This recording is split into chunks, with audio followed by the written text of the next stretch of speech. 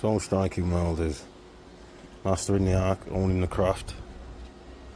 2 shelves out of 3 done.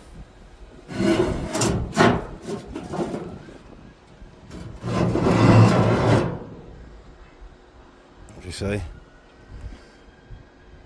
Keep cracking on, eh?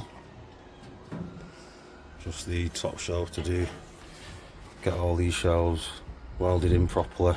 I didn't want to weld them in properly until I'd got all the shelves I was wanting. So they're just tacked in place for now. But 2 out of 3 ain't bad for an evening's work after work. Just needing some mesh for them now.